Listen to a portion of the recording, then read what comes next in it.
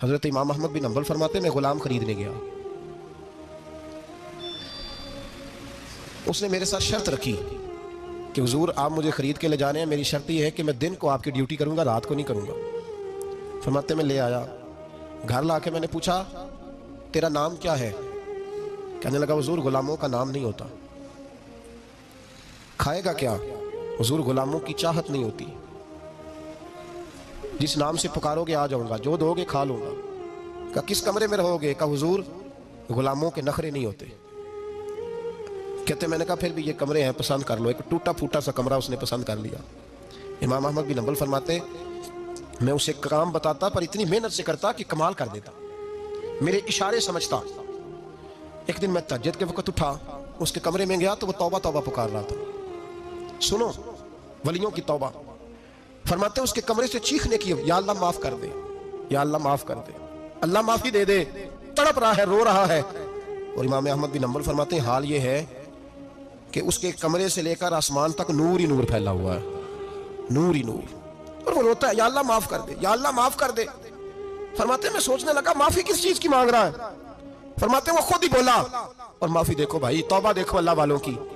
کہنے لگا اے اللہ میں تیرا بندہ ہوں، تو نے زندگی دی، نعمت دی، آنکھیں دی، کان دیے، سانسیں چلائیں، بغیر مانگے سارا کچھ دیا۔ چاہیے تو یہ تھا کہ میں دن رات تیری بارگاہ میں جھکا رہتا، پر مجھے معاف کر دے۔ میرے اوپر امام احمد بن حنبل کے بھی حقوق ہے، میرے مالک کا بھی حق ہے، اس لیے میں دن سارا عبادت نہیں کر سکتا، بس 5 نمازیں پڑھ سکتا ہوں، رات میں جاگتا رہتا ہوں تیرے حضور۔ اللہ وہ جو سارا دن میں عبادت نہیں نہ کر پاتا مجھے معاف کر دے، خدایا میری غلطی معاف کر دے، اللہ مجھے بخش دے۔ اور راتی ساری کر کر زاری، نیند اکھاں تھی توندے، فجرے وہی گناہگار کا آمن، سب تو نہیں، یا اللہ چاہیے تھا میں 24 گھنٹے سجدے کرتا، بخش دے، یہ میری خطا معاف کر دے۔ ساون کی کالی راتوں میں جب بوندا باندی ہوتی ہے، وہ راتوں کو اٹھ اٹھ روتے ہیں، جب خلقت ساری سوتی ہے، اور درویش کہنے لگے رات پوے تے بے دردانو نیند پیاری آوے، درد مندانو یاد سجن دی ستے امیان جگاوے۔ یا اللہ معاف کر دے، میں سارا دن سجدے نہیں کر پاتا، سارا دن لمبی معافی دے دے، یہ توبہ ہے اللہ والوں کی۔ امام احمد بن حنبل فرماتے ہیں فجر کے وقت وہ میرے ساتھ مسجد گیا، میں نے اس کا چہرہ دیکھا، میں اس کو کونے میں لے گیا، میں نے کہا جا تو اللہ کی رضا کے لیے آزاد ہے، جا میں اپنے حق معاف کرتا ہوں، مکان تیرے پاس رہے گا، کھانا تجھے ملے گا، تو آزاد ہے۔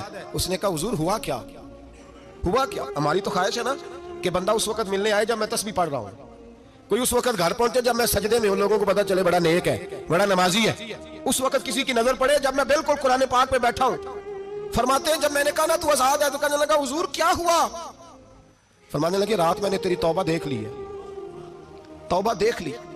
امام صاحب فرماتے ہیں وہ پھر تڑپ کے رویا، سجدے میں سر رکھا، تو نے یہ کیا عجب کیا، مجھ کو بھی فاش کر دیا، میں ہی تو ایک راز تھا سینہ کائنات میں، میں سراپا مخزن راز تھا، میں رہا تھا مدت و راز میں، یہ تیرا شوق دید کشاں کشاں مجھے بھی کھینچ لایا مجاز میں۔ اے اللہ پردہ ہی کھول دیا ہے تو نے، یہ عبادتیں، یہ توبہ، یہ ریاضتیں، یہ تیرا میرا راز تھا، اللہ تو نے پردہ ہی کھول دیے، مہربانی کر مجھے پردہ پوشی عطا فرما، اللہ معاف کر دے، مجھے پردہ پوشی عطا کر۔ حضرت امام احمد بن حنبل فرماتے ہیں سجدے میں اس نے بلند آواز سے اللہ اکبر کہا، پھر وہ گرا، اس کی روح پرواز کر گئی، پرواز کر گئی، چلا گیا، رخصت ہو گیا۔ یہ عاشق کا جنازہ ہے، ذرا دھوم سے نکلے، محبوب کی گلیوں سے ذرا گھوم کے نکلے۔ او بھائی اس بات پہ بھی توبہ ہے کہ یا اللہ میں سارا دن نفل نہیں پیے، یہ اللہ کے ولیوں کی توبہ ہے، سارا کچھ کر کر آ کے نا، سارا کچھ کر کر آ کے پھر بھی معافی، ڈیوٹیاں کر کے ساری پھر بھی معافی، یا اللہ معاف کر دے، سارا دن عبادت کر کے پھر بھی کہتے اللہ بخش دے۔ وہ نیکوکار ہونے کے باوجود توبہ کرتے ہیں، یہاں گناہگار ڈٹے ہوئے، ڈٹ گئے۔ توبہ بندے کو اللہ کے قریب کر دیتی ہے۔ ہم لوگ کہتے ہیں گناہ ہوں گے تو توبہ کریں گے نا، اور ہمارے زمانے میں تو گناہگار ہیں ہی نہیں، سارے نیکوکار ہیں، اللہ ماشاءاللہ، گناہگار ہوں گے تو توبہ کریں گے۔ کئی دفعہ نا ہمارا بھائی ناراض ہو جاتا ہے، دوست ناراض ہو جاتا ہے، تو جب ناراض ہوتا ہے نا بہت زیادہ بولتا نہیں، تو ہم پھر قریب جاتے ہیں، اس کو پوچھتے ہیں کیا بات ہے، کیوں ناراض ہے، ادھر دیکھیں میری طرف، کیوں ناراض ہے، کیا ہوا؟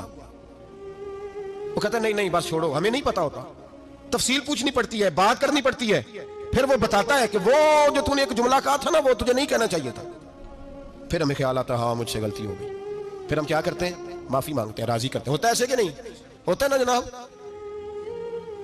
تو بندے سے تو بعض اوقات ایسا معاملہ ہو جاتا ہے تجھے پتہ نہیں، تو کیا اللہ کی ایسی نافرمانی نہیں ہو جاتی جس کا تجھے پتہ ہی نہ ہو؟ اللہ کے بندے روز رات کو معافی مانگ کے سوتے تھے، روز، پتہ نہیں کوئی انجانے میں جملہ نہ نکل گیا ہو، ہر وقت ڈرے رہتے تھے، سیمر بندوں سے نہیں، کس سے؟ زور سے بولیے، ڈرے رہتے، یا اللہ معاف کر دے۔ ان کی طبیعتوں پہ خشیت تاری رہتی، ہم دلیر لوگ ہیں، توجہ نہیں کرتے عزیز بھائی، اور ہم اس وقت توجہ کرتے ہیں جب مہلت ختم ہو جاتی ہے، جب سزا کا وقت شروع ہو جاتا ہے۔ میری بات یاد رکھنا، ایک وقت تک اللہ مہلت دیتا ہے بندے کو، گناہ کرتا ہے اللہ مہلت، پھر سزا شروع ہوتی ہے، پھر بندہ اس کی پکڑ میں آتا ہے، پھر جب پیر پھسلتا ہے تو کسی جگہ اس کا ہاتھ دوبارہ نہیں پڑتا، وہ پھر پھسلتا ہی جاتا ہے۔ یاد رکھنا، ہم مہلت کے وقت توبہ نہیں کرتے، اور جب پھسل جاتے پھر ہم کہتے ہیں اوہو یہ کیا ہوا۔